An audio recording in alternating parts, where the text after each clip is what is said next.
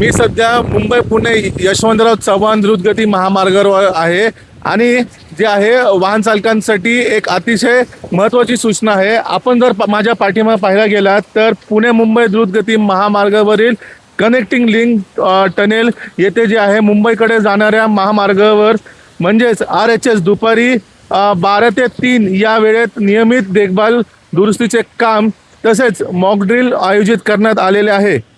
या 3 तासांच्या कालावधीत जे आहे महामार्ग पोलिसांकडून कनेक्टिंग लिंक वरील वाहतुकीचे नियम केले जाणार असून आवश्यकतेनुसार जे आहे वाहने इतर मार्गाने वळवली जाणार आहे।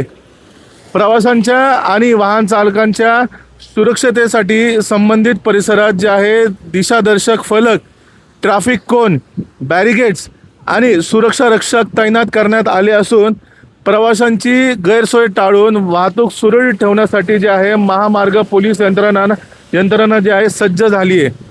सर्व वाहन चालकांनी पोलिसांच्या सूचनांचे तंतोतंत पालन करावे, वाहनांचा वेग नियंत्रण ठेवावा आणि कामाच्या ठिकाणी सुरक्षित अंतर राखावे असे आवाहन जे आहे महामार्गाचे पोलीस विभागाकडून जे आहे करण्यात आले आहे।